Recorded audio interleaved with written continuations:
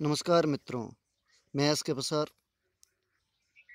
आपका केमिस्ट्री मित्रा चैनल पर स्वागत करता हूं। दोस्तों, इसमें अपन आज पढ़ने जा रहे हैं अधिशोषण समताप वक्र। इसमें इस जो नाम आ रहा है आपको समझ में आ ही रहा होगा भाई कि समताप नाम आ रहा है। क्या नाम आ रहा है? समताप। ठीक, समताप मतलब तापमान समान रहेगा।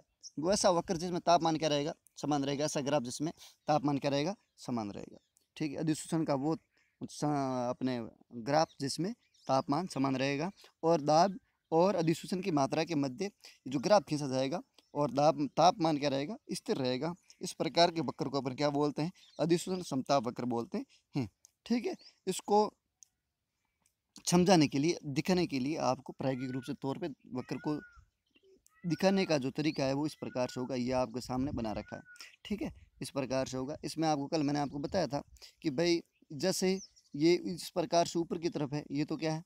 अधिशोषण की मात्रा बढ़ रही है इधर, और इधर क्या है? दाब की मात्रा बढ़ रही है। ठीक है, जैसे जैसे इधर जाएगा दाब बढ़ेगा, इधर जाएगा तो क्या बढ़ेगा? आपके अधिशोषण की मात्रा बढ़ेगी। ठीक है, तो आप देख रहे हो पहले कम ताप, निम्न ताप पर क्या होता है? निम्न थोड़ा सा निम्न दाब पर कम दाब लगाएंगे, थोड़ा दाब लगाएंगे, इतनी तक दाब लगाते हैं। ठीक है, ये देखिए इतनी तक दाब लगाते हैं तो ये दाब निम्न होता है। यहाँ पे दाब 0 था और यहाँ पे कुछ दाब है, तो निम्न दाब पर ये जैसे जैसे अपन दाब बढ़ाएंगे वैसे वैसे अधिशोषण की मात्रा क्या होती है? आपको दिख रही है? बढ़ती दिख रही है। क्या होती दिख रही है? बढ़ती दिख रही है। दिख तो रही है आपको? ठीक है, दिखता तो ही है आपको। यहाँ पे है आपका ओ पॉइंट टू, यहाँ पे पॉइंट है, यहाँ ध्यान रखना। यहाँ पॉइंट क्या है? ओ पॉइंट है, इसको ओ पॉइंट बोलते हैं। अब इसमें आगे आने पर ए, ओ से ए तक ये निम्न दाब के श्रेणी में आता है और आगे बढ़ता है। उसके बाद ए से बी के मध्य, ए से लगा के बी के मध्य ये मध्य दाब है। ठीक है, इसके ऊपर कौन सा दाब कार्य करता है? मध्य दाब। और बी से लगा के सी के मध्य उस दाब कार्य करता है। ठीक है, अब अपन बात करते हैं निम्न दाब, उसके बाद उस दाब पर। उस दाब पर देखिए बी और सी के मध्य आप देख रहे हो एक रेखा प्राप्त हो रही है। किसकी? इस अधिशोषण की मात्रा एक सीधी रेखा में प्राप्त हो रही है, न तो ऊपर हो रही है न कम हो रही। मतलब ये सीधी रेखा प्राप्त हो रही है तो अधिशोषण की मात्रा में कोई परिवर्तन नहीं हो रहा। अधिशोषण की मात्रा क्या होगी? कांस्टेंट हो गई है, कोई परिवर्तन नहीं हो रहा। इसका मतलब ये है कि उस दाब पर ये अधिशोषण की मात्रा निर्भर नहीं करती। उस दाब पर जो अधिशोषण की मात्रा है वह अपने दाब से स्वतंत्र होती है। ठीक है, और जबकि मध्य दाब है, मध्य दाब के अंदर ये जो ग्राफ प्राप्त होता है ए और बी के मध्य प्राप्त होता है, ये ग्राफ निर्भर करता है दाब पर, पूर्णतः निर्भर कर होता है और साथ में निर्भर होता है अधिशोष्य और अधिशोषक की मात्रा पर और उसकी परिस्थिति पर। ये निर्भर करता है ए और बी के मध्य। ठीक है, ये बात आपको समझाने के लिए दो प्रकार के अपने नियम दिए गए हैं। दो लोग वैज्ञानिकों ने अलग अलग समझाया है। एक समझाया फ्रेंडलिक ने और एक समझाया लैंगम्यूर ने। फ्रेंडलिक ने जो समझाया है वो समझाया है अपने भौतिक अधिशोषण के लिए, और लैंगम्यूर ने समझाया है वो समझाया आपके रासायनिक अधिशोषण के लिए। उसके बारे में अपन आगे अध्ययन करेंगे। ठीक है, अब अपन आगे की बात करते हैं। आगे है अधिशोषण समताप वक्र की व्याख्या है। तो निम्न दो प्रकार के अधिशोषण समताप वक्र प्रस्तुत किया है। पहला आपका आ गया आपके, मैंने बोला है थोड़ी देर पहले, फ्रेंडलिक, और उसके बाद आ गया आपका लैंगम्यूर। तो अपन पहले अध्ययन करेंगे फ्रेंडलिक अधिशोषण समताप वक्र के बारे में। तो फ्रेंडलिक अधिशोषण समताप वक्र, देखो इसमें फ्रेंडलिक अधिशोषण समताप वक्र मैंने पहले ही बोला है कि ये कौन से अधिशोषण के लिए? ये भौतिक अधिशोषण पर लागू होता है, न कि रासायनिक अधिशोषण पर। भौतिक अधिशोषण को ये समझाने के लिए इसका वो दिया गया है। ठीक है, ये केवल भौतिक अधिशोषण पर लागू होगा। अब भौतिक अधिशोषण जो फ्रेंडलिक अधिशोषण है समताप वक्र, इसकी व्याख्या की देखो, कोई भी जो अधिशोषण दो प्रकार के दे रखे हैं, फ्रेंडलिक ने दे रखा है, एक इसने दे रखा है, लैंगम्यूर ने दे रखा है। जो फ्रेंडलिक ने दे रखा है उसका अपना एक समीकरण दिया, इसने भी अपना एक क्या दिया है? एक समीकरण दिया है। तो इक्वेशन दे रखी है, इन दोनों ने अपने अपने समीकरण दे रखे हैं। उस समीकरण के आधार पर इन्होंने ये अपनी जो इस अधिशोषण समताप वक्र को समझाया। एक ने भौतिक अधिशोषण को समझाया है, एक ने रासायनिक अधिशोषण को समझाया है। तो पहले अपन बात करेंगे फ्रेंडलिक अधिशोषण समताप वक्र। इसमें आपको बहुत ही बड़ी बात में ध्यान में रखनी है, वो रखनी पहली पहली लाइन में लिखनी, भौतिक अधिशोषण पर लागू होता है। किसके ऊपर लागू होता है? भौतिक अधिशोषण पर। क्योंकि आपको पूछा जाएगा फ्रेंडलिक अधिशोषण किसके ऊपर लागू होता है? रासायनिक अधिशोषण या भौतिक अधिशोषण? तो यहाँ पे आपको ये याद रखना है कि भौतिक अधिशोषण, जो नीट की तैयारी करने वाले विद्यार्थी हैं उनके लिए बहुत इंपॉर्टेंट है। ठीक है, इनसे ये सीधा क्वेश्चन भी कभी कभी आ जाता है। अब ये भौतिक फ्रेंडलिक अधिशोषण समताप वक्र की व्याख्या है तो निम्न समीकरण प्रस्तुत किए। जो समीकरण है ये भी आपको बहुत ध्यान में रखनी है। इस समीकरण को बोलते हैं आपके, इस समीकरण का नाम है फ्रेंडलिक अधिशोषण समताप समीकरण। ठीक है, वेरी इंपॉर्टेंट। ठीक है, ये समीकरण आपको ध्यान में रखनी। एक्स अपॉन एम तो यहाँ पे है आपका अधिशोषण की मात्रा है, के यहाँ पे नियतांक है, पी यहाँ पे दाब है। ठीक है, ये समीकरण आपको इम्पोर्टेंट है, ध्यान में रखनी है सभी को। ठीक है, वेरी इंपॉर्टेंट इक्वेशन। अब है आगे बात आती है फ्रेंडलिक में निम्न 3 स्थितियां सुझाई जो निम्न है। ठीक है, पहला केस है आपका जो अलग अलग स्थिति, देखो पहले हमने उसमें देखा है किसमें, ये जो सभी स्थितियां हमने किसमें देखी है, पहले वाले अपना जो ग्राफ बनाया हुआ था उस ग्राफ में देखा था। ग्राफ में इस प्रकार से ग्राफ था, आपने देखा था। ठीक है, पहला आपने सीधी यहाँ रेखा इस प्रकार से आ रही थी।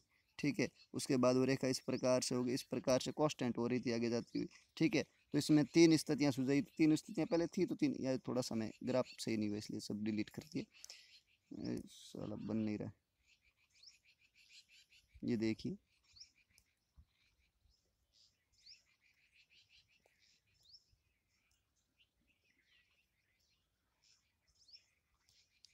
थोड़ा सा लंबा ज़्यादा हो जाता है। पहले ये हो गया, यहाँ पे दाब है पी और यहाँ पे एक्स अपॉन एम। ठीक है, ये पॉइंट है ओ और यहाँ से यहाँ ऐसे हो गए फिर ऐसे। ठीक है, ये से आगे बढ़ता ही जा रहा है, सेम टू सेम, मतलब ये कांस्टेंट रेखा में बढ़ता जा रहा है। ठीक है, सीधी रेखा के अंदर होगा ये इस प्रकार से। तो इस प्रकार का ग्राफ था, उसको हमने थोड़ी देर पहले देखा है ना। अब उसके बारे में अपन बात करें। यहाँ पे बिंदु है ए। ठीक है, यहाँ पे बिंदु ए है, यहाँ बिंदु बी है, यहाँ बिंदु सी है। ठीक है, और यहाँ बिंदु ओ है। तो विद्यार्थियों इसमें आगे देखिए आप कि पहले पहला दाब है निम्न दाब, यहाँ पे दे रखा था आपको, बोला था निम्न दाब, और यहाँ पे बोला था मध्य दाब, यहाँ पे यहाँ बोला था मध्य दाब। ठीक, यहाँ निम्न दाब बोला था, यहाँ मध्य दाब बोला था, और यहाँ पे उस दाब बोला था। ठीक है, तो इसमें निम्न दाब पर क्या होता है कि दाब एकदम क्या होता है, कम होता है। ठीक है, दाब क्या होता है, बहुत ही कम होता है। तो इसमें आपके 1/n जो इसकी जो दाब की मात्रा है, ठीक है, वो क्या होगी, 1 होगी। कैसी होगी, 1 होगी। ठीक है, तो 1 होने के ऊपर यहाँ पे जो आपका ये सूत्र आएगा x/m बराबर KP। तो x/m ये समानुपाती होगा P के, मतलब जैसे जैसे आपके दाब बढ़ेगा, ठीक है, सॉरी, जैसे जैसे दाब बढ़ेगा वैसे वैसे आपके अधिशोषण की मात्रा में क्या होगी, वृद्धि होगी। अर्थात निम्न दाब पर अधिशोषण की मात्रा होती है वो दाब के समानुपाती होती है। ये बात आपको यहाँ से ध्यान में रखनी है। ठीक है, अब बात आती है आगे। अब दूसरा बिंदु है आपका ए से बी। ठीक है, ए से बी के मध्य अपन जो बात करेंगे उसमें, सॉरी, पहले अपन बात करेंगे उस दाब पर, मतलब कौन से, बी से सी के मध्य।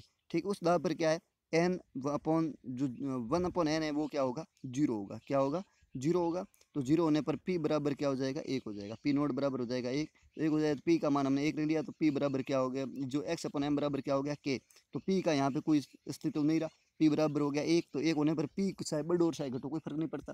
तो इसमें उस दाब पर ये जो अधिशोषण की मात्रा है वो दाब से क्या होती है, स्वतंत्र होती है, जो आपको यहाँ पे दिखाई दे रही है। यहाँ पे कोई दाब का कोई प्रकार से कोई प्रतिनिधित्व नहीं है, ये के ऊपर निर्भर करती है। इसलिए ये के का मतलब ये नियतांक, ये नियतांक हो जाती है, कोई फर्क नहीं पड़ता। ये एक स्थिर रहती है जो आपको यहाँ पे इस रेखा के अंदर दिखाई दे रही है, ये स्थिर हो गई है। ठीक है, अब बात आती है आगे, उस दाब पर अधिशोषण की मात्रा दाब से स्वतंत्र होती है। ठीक है, ये बात अभी हो गई। बाद में उस दाब पर अधिशोषण की मात्रा व दाब के मध्य ग्राफ खींचने पर ग्राफ अधिशोषण समताप वक्र में बीसी रेखा के समान प्राप्त होता है। ठीक है, बीसी रेखा के समान ये क्या होता है, प्राप्त होता है उस दाब पर। ये जो बीसी रेखा मैंने बोला यहाँ पे, ये रहा बीसी, मतलब यहाँ से बी और यहाँ पे सी, बीसी रेखा के मध्य से प्राप्त होता है, मतलब एक सीधी रेखा प्राप्त होगी जो कि किसी प्रकार से दाब पर निर्भर नहीं करती। अब आगे बात करते हैं। अब है दूसरा मध्य। मध्य में क्या होगा, जो n/1/n का मान है वो अपने 1/n का मान है वो 0 से तो क्या होगा, ज़्यादा होगा, और 1 से क्या होगा, कम होगा। 0 से तो क्या होगा, ज़्यादा होगा, और 1 से क्या होगा, कम होगा। ठीक है ना, इसलिए ये मध्य के मध्य एक मध्य रेखा होती है।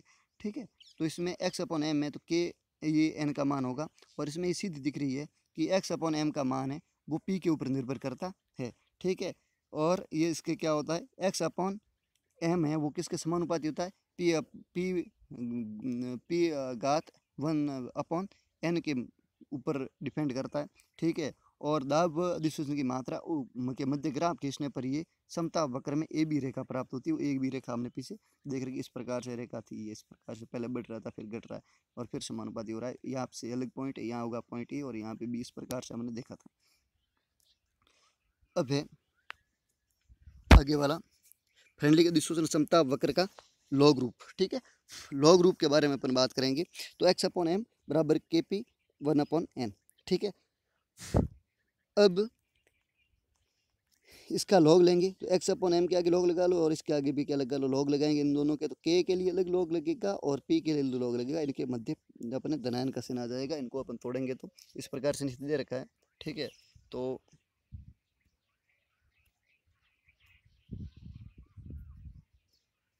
देखिए दोनों तरफ लॉग लेना है, तो दोनों तरफ लॉग लेने के लिए अपने एक्स अपॉन एम हो गया, ठीक है। Log x upon m log k plus log p upon घात 1/m, ठीक है। तो अब आपको पता ही होता है कि जो लॉग में घात होती है वो लॉग के आगे आ जाती है, ठीक है। तो इसमें आगे अपन वो भी दर्शा देंगे और घात को क्या ले लेंगे आगे, ये घात यहाँ पे आ जाएगी। आगे आने के बाद हमें ये समीकरण प्राप्त हो जाएगा। अब इस समीकरण को अब ये साई ये 1/n लॉग पी है, इसको साई आगे लो साई पीछे लो, कोई फर्क नहीं पड़ता, धनायन का चिन्ह है। तो हमने ये आगे ले लिया और ये पीछे ले लिया, इस प्रकार से हमें ये एक समीकरण प्राप्त हो गया। लॉग एक्स अपॉन एम बराबर n upon 1/n log p plus log k, ठीक है, ये हमें प्राप्त हो गया। अब इस समीकरण का हमें मध्य इस समीकरण के आधार पर हमें लॉग एक्स अपॉन एम तथा लॉग पी के मध्य, लॉग पी तथा लॉग एक्स अपॉन एम के मध्य क्या प्राप्त कर मध्य खींचना है, ग्राफ खींचना है। उस ग्राफ के बारे में अपन बात करेंगे।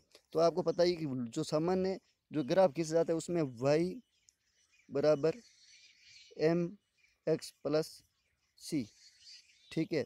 यहाँ पे आपके वाई तो रेखा है और एक्स भी क्या होती है, रेखा होती है, ठीक है। सी यहाँ पे अंतखंड होता है, अंतखंड मतलब इस जैसे ये ग्राफ है तो इस ग्राफ के कितना ये ऊपर से होगा, यहाँ पे जितना भी ये खंड होगा जो यहाँ से ग्राफ हुआ कहाँ से हुआ उस ग्राफ के मध्य अंतखंड है। यहाँ पे कोई सी का मान नहीं है तो ये कहाँ से शुरू होगा, एक जीरो से शुरू होगा, तो अंतखंड का मान यहाँ पे क्या होगा, जीरो होगा। और एम का है, एम है यहाँ पे क्या है, ढाल है, ठीक है। अब ये चीज़ अपने के मध्य ध्यान में रखते हुए हमें इसके मध्य ग्राफ खींचेंगे। तो ग्राफ खींचने पर हमें प्राप्त हो गया इस प्रकार का ये ग्राफ प्राप्त हो गया, ठीक है। तो एक्स एम और लॉग पी के मध्य, तो ये यहाँ पे लॉग के है वो क्या है, अंतखंड है, ठीक है। और यहाँ से ये रेखा प्राप्त हुई और यहाँ ढाल होगा 1/n, ठीक है। इस प्रकार का ग्राफ हमें क्या होगा, प्राप्त होगा लॉग एक्स अपॉन एम तथा लॉग पी के मध्य, ठीक है। अब है अतखंड, देखो अतखंड लॉग के, अंतखंड के है ना लॉग के, ठीक है। अंतखंड तथा प्रवणता का मान ज्ञात होने पर अपन के तथा एन का मान ज्ञात किया कर सकते हैं, ठीक है। अब है मतलब प्रवणता क्या, ढाल का मान, ये दोनों का हमें प्राप्त होगा तो अपन उनका मान आसानी से प्राप्त कर सकते हैं। अब है वो तो हो गया सामान्य फ्रेंडली समीकरण, और ये हो गया विलियन के लिए आपका, विलियन के लिए फ्रेंडली समताप समीकरण, जो अपन इस प्रकार से इसको लिखेंगे, ये भी आप ध्यान में रखोगे। विलियन के लिए फ्रेंडली समताप समीकरण, इसको आप थोड़ा सा याद रखोगे, ठीक है। इसमें ज़्यादा कुछ सेंस तो क्या नहीं है, डायरेक्ट आपको दे रखा है, ठीक है। इसमें आपके पी की जगह सी दे रखा है, सी का मतलब है आपका संदर्भ। आगे है लैंग्यूर अधिशोषण समताप समीकरण। यह अधिशोषण होता है, ये आपको थोड़ी देर पहले मैंने बताया था, रासायनिक अधिशोषण के लिए कार्य करता है। तो समताप अधिशोषण समताप वक्र है, ये रासायनिक अधिशोषण को उस पर लागू होता है, जो लैंग्यूर ने दिया था समीकरण। अब इसने भी एक समीकरण प्रस्तुत किया था, जो कि समीकरण ये है, इसको बोलते हैं आपके लैंग्यूर अधिशोषण समताप समीकरण बोलते हैं, ठीक है। इसमें एक्स अपॉन एम और ए और बी, ये दोनों क्या है, ए और बी इसके लैंग्यूर नियतांक है, ठीक है। और वहाँ पे जिस प्रकार से आपका के लैंग्यूर अपने उसका नियतांक था किसका, फ्रेंडली का, इस प्रकार से यहाँ पे ए और बी दो नियतांक है, ठीक है। और पी यहाँ पे दाब है, ठीक है। अब है बात आती है लैंग्यूर में भी दो स्थितियाँ दी थी, ठीक है। पहली स्थिति तो ये थी कि वैसे तीन स्थितियाँ थी, दो की तो बात अपन अलग करते हैं। तीन स्थितियाँ थी, एक तो मध्य दाब और एक होता है उस दाब और एक होता है निम्न दाब। तो सबसे पहली परिस्थिति थी निम्न दाब की, ठीक है। निम्न दाब की मतलब ये था कि पी का मान बहुत ही कम, दाब का मान बहुत ही कम। जैसे कि यहाँ पे दे रखा है one plus B p, one plus B p में जो बी पी का मान है, मतलब पी बी और पी इस नियतांक का जो मान है वो एक से बहुत ही कम होता है, मतलब नहीं के बराबर होता है। तो इन दोनों को अपन जोड़ेंगे तो कितना मान प्राप्त होगा, एक प्राप्त होगा। तो इसमें अपन नीचे भाग एक का देंगे तो एक्स अपॉन एम बराबर क्या हो गया, ए पी। ठीक है, तो ए पी ए क्या है, नियतांक है, नियतांक को हटाएंगे तो किसका चिन्ह आ जाएगा, समानुपाती का। तो इसका मतलब है कि निम्न ताप पर रासायनिक अधिशोषण भी किस प्रकार से होता है, निम्न ताप पर ये दाब के समानुपाती होता है। जैसे देर का अतः निम्न दाब पर अधिशोषण की मात्रा दाब के समानुपाती होती है रासायनिक अधिशोषण में भी। अब दूसरी बात आ गई है, जो दाब का मान है वो बहुत ही ज़्यादा होता है। दाब का मान क्या होता है, बहुत ही ज़्यादा होता है। तो ज़्यादा होने पर क्या होगा, एक से बहुत ज़्यादा होगा तो ये उसका मान है बी पी बराबर क्या, जैसे कि यहाँ पे दोनों एक प्लस एक से बहुत ज़्यादा है बीपी का मान, एक यहाँ पे कुछ दिखाई में नहीं आ रहा, तो अपन इसको एक प्लस बीपी को बीपी मान सकते हैं। एक जोड़ेंगे तो क्या फ़र्क पड़ जाएगा, एक नदी है उसमें से एक लोटा पानी भर लेंगे तो कौन सा फ़र्क पड़ने वाला है, इस प्रकार से। ठीक है, अब है एक्स अपॉन एम और ऊपर वाला एम हो गया, हाँ ठीक है। तो एक्स अपॉन एम अपॉन ये क्या हो गया, बीपी लिख दिया, एक को हटा दिया, एक बराबर एक प्लस बीपी, ये जो समीकरण था एक प्लस बीपी बराबर क्या आ गया यहाँ पे हमारे पास, यहाँ पे आ गया बीपी। तो a p upon b p रख लिया, तो ए पी बी पी में बी पी से पी कट गया, ए बी रह गया ए अपॉन बी। ठीक है, ए अपॉन बी रह गया तो मतलब ये किसके समानुपाती, एक्स अपॉन है। ये उस दाब पर, ये कैसी स्थिति, उच्च हाई प्रेशर है। ठीक है, उच्च दाब, दाब ठीक है, उच्च दाब है। और ये आपका है निम्न दाब, दाब। ठीक है, स्क्रीन पर ऐसे लिखा जाता है भाई। ठीक है, और इसमें आपका एक्स अपॉन एम और ए अपॉन बी है। ठीक है, इसमें आपका दाब का कोई यहाँ पे आ रहा है, कोई प्रतिनिधित्व तो कर रहा है क्या, कोई दाब का आदमी नहीं है। ठीक है, कोई दाब है ही नहीं यहाँ पे, तो दाब नहीं है तो एक्स अपॉन एम मतलब अधिशोषण की मात्रा है वो किसके ऊपर निर्भर नहीं करती, उस दाब पर निर्भर नहीं करती, उस दाब की स्थिति में ये दाब के ऊपर निर्भर नहीं करती। ठीक है, और ये इस प्रकार से सीधी रेखा प्राप्त होती है, जो कि हमने पहले ग्राफ के अंदर आपने भी और हमने सबने देखा है। आगे बात आती है, लिख रहा उस दाब पर अधिशोषण की मात्रा दाब से स्वतंत्र होती है, ये बात मैं पहले से बोल चुका हूँ। ठीक है, अब इसके मध्य अपन पी अपॉन एक्स एम तथा पी के मध्य ग्राफ। ठीक है, पी अपॉन एक्स एम तथा पी के मध्य ग्राफ कैसे खींचेंगे, देखिए अपने यहाँ पे जो ये समीकरण है, यहाँ से पी है तो पी को अपन इधर ले आएंगे, इधर ले आएंगे तो ये इसके सब बट्टा में आ जाएगा पी। ठीक है, और बाकी वाला इधर रह जाएगा। और दूसरा है पी एक्स अपॉन और पी के मध्य ग्राफ, तो इसमें अपन सीधा करने के बाद ये पी हो गया और पी अपॉन एक्स एम, इसको उल्टा कर दो, उल्टा करेंगे ये ऊपर चला जाएगा और ये ऊपर वाला नीचे आ जाएगा। ठीक है, और इसके बाद हमें प्राप्त हो जाएगा, हमें यहाँ पे one plus B P upon A. ठीक है, और ए को हमने अलग कर दिया और पी यहाँ पे हमें अलग से प्राप्त हो गया। ठीक है, अब ये पी प्राप्त हो गया, अब यहाँ पे समीकरण प्राप्त हो सकता है अपने वाई बराबर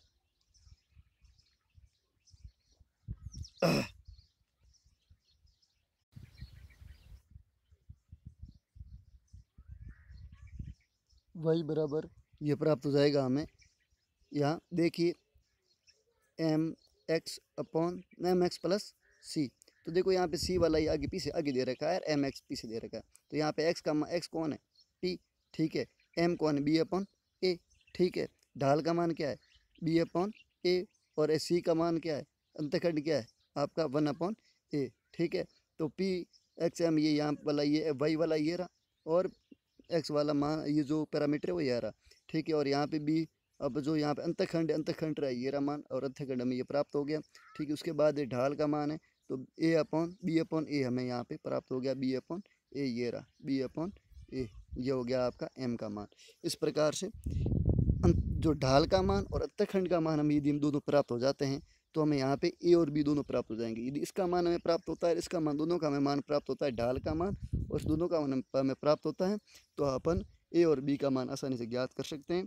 इसी प्रकार से यदि लैंग्यूर अधिशोषण है, ये रासायनिक अधिशोषण है, ये इसमें सांद्र विलियन के लिए अपन ज्ञात करते हैं, तो विलियन के लिए क्या है, दाब की जगह अपन क्या रख लेंगे, सांद्रता रख लेंगे सी, तो A C plus B upon one plus B C, बस ये हो गया आपके किसके लिए, रासायनिक के लिए, जो रासायनिक अधिशोषण है उसके विलियन के लिए इस प्रकार का समीकरण हमें प्राप्त होगा। प्यारे विद्यार्थियों, इस प्रकार से हमारा ये वीडियो पूरा हुआ और आपने इसे समझा, बहुत बढ़िया बात है। पर आप पढ़ बहुत कम रहे हो अब, ठीक है। मैं देख रहा हूँ उसमें आपकी पढ़ाई का जो रोस है वो बहुत ही कम दिखाई दे रहा है मुझे, ठीक है। उसमें मज़ा नहीं आ रहा भाई, क्योंकि हमेशा वीडियो बनता है उसमें प्रत्येक प्रकार से मैं आपको बताता हूँ, उसमें मुझे उस प्रकार से कोई रिप्लाई नहीं मिल रहा। इसलिए कई थोड़े से विद्यार्थियों का मिल रहा है, बाकी का नहीं मिल रहा। इसलिए मैं कल या परसों कुछ बोलूँगा और, परंतु अब जब तक आप समझाए ठीक रहेगा। बहुत बहुत धन्यवाद, आपने पढ़ा इसलिए। और आप पढ़ते रहिए, घर पे हमेशा मेहनत करते रहिए। ओके, धन्यवाद।